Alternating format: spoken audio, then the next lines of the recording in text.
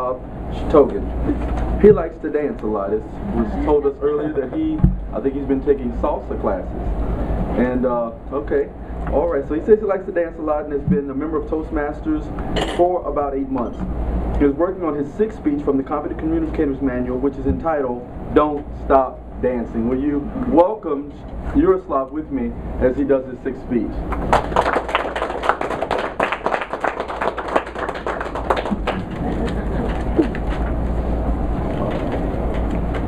Toastmaster, fellow Toastmaster, and welcome guests. A few weeks ago, I held a speech about the difference between Argentine tango and the standard tango. And today I would like to continue that line and tell you the story of my dance and why I'm fascinated about the Argentine tango dance. Maybe after listening to that story of mine, you will be also fascinated, excited, and start to dance as well. I started to dance when I was around 15 years old, when I was living in the village, and the primary reason for that was I don't want to be the same as all the guys in the village who couldn't dance. Who couldn't dance, I mean the guys who couldn't dance the polka, which is a fast folk dance in Ukraine. At that time, when you go to the nightclub or wedding or any party in the village, you can dance 3 kinds of dance. One is pop dance, second one is slow dance, and the third one is the polka. Most of the people usually they could dance pop dance and slow dance, but not many guys could dance the polka, because polka require more effort and more dedication to dance compared to the first one. So when the polka music was playing in the wedding or nightclub, usually what happens, the guys just stayed around and were watching how the girls dancing with each other. So I was an exception. I was doing the same thing. But that wasn't the fun, you know, when you go to dance, especially in nightclub, you want to meet the girls, I couldn't do that because in the village you don't have such strong supervision of your parents, what you're doing. You can sneak out of the house and go to the night. Even if you're 14, 13 maybe. That's what happened. Usually the guy just stayed and were looking at the girl how they dance together, and as I sang, I did the same and I wanted to change that. So one night I came home and I told my grandmother and my auntie I wanted to learn how to dance, teach me how to dance. So that was my first dance lesson in my life from my grandparents and my auntie, after which I could dance polka any place, anywhere, at wedding, nightclub, or any party. That later on led me to ballroom dancing. However, before I came to ballroom dancing, I was really inspired by one person, which I met by chance when I traveled on an international conference in Hungary. I met that person, we started to communicate with each other. She told me all this fabulous story about ballroom dancing, because she was doing that for some time. So I know exactly what I will be doing after the conference. I will go home and I will sign up for the ballroom dance club. That's what I did. That was 10 years ago. You will probably think, oh my gosh, 10 years ago. Probably by now I should be professional, right? And maybe I can go and compete with Think You Can Dance. Unfortunately, I'm not professional, I'm learning, and what happened, I have several long breaks in my dancing, and the last one was because of my education. I wanted to get the education and didn't have much time to focus on the dancing, was focusing on the studying. When I settled down with that, that was really a great opportunity for me to come back to dancing. However, I was still hesitating, working long hours at work, couldn't decide. I wanted to dance, but something was stopping me. And the final push I got from my friend when I went to see him performing ballroom dancing performance. The performance was beautiful, the music, the dancer, the dances itself was fabulous. So after that, I was thinking and watching all this beautiful performance. Man, I probably could dance with them right now if I just started probably 6 months ago to practice. That was my turning point, after which I went and looked for different. I wanted to find a dance studio and teacher where I can continue dancing. I found a great place if anybody wants to dancing. There is called Rhapsody, located on the 56th Street and cross section of 56th Street and Palmer.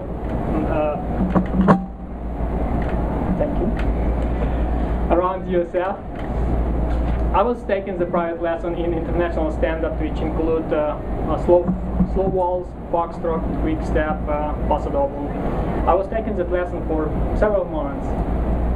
However, when I was taking the lesson, I was feeling that something was missing, and I couldn't get what was that, because the teacher was great, the studio was great, but there was still something which didn't give you the fulfillment that like you have so happy when you're dancing that you have the passion.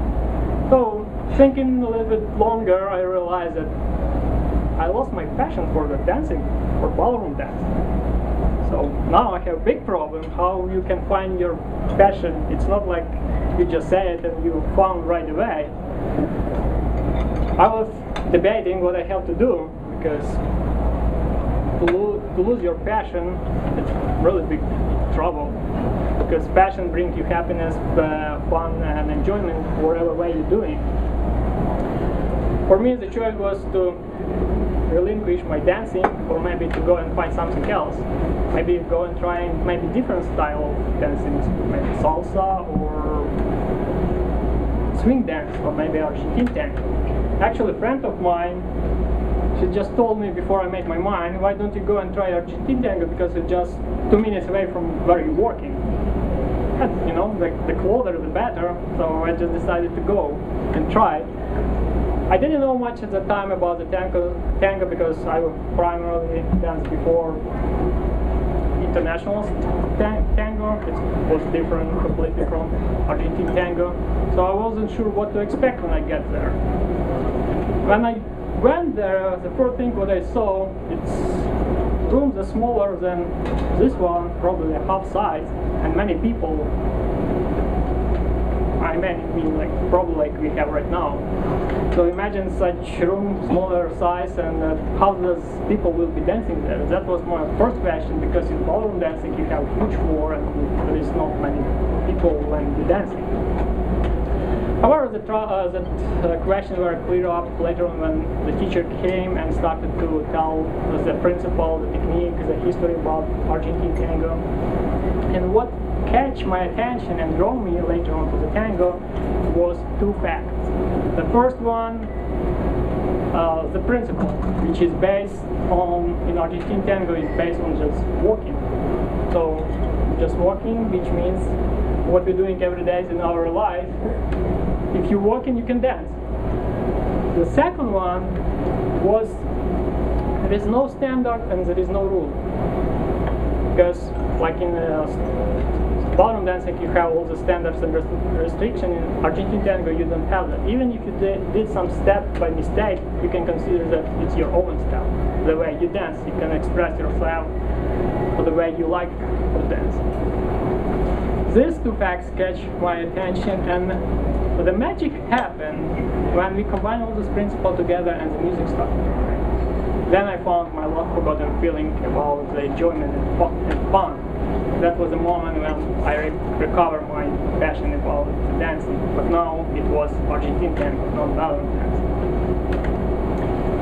What made me fascinated about the tango is the mysterious connection between dancer on the floor, between the follower and leader. Because like against ballroom dancing, when the follower can anticipate the next step, in Argentine tango you cannot do that, because one moment you're dancing one thing, another moment you're dancing a completely different thing, or you're doing something step by mistake. That's probably that was fascinating about the tango and draw a lot of people to the tango. Somebody say that dancing is a hidden soul, the hidden language of your soul. So let's dance. Thank you.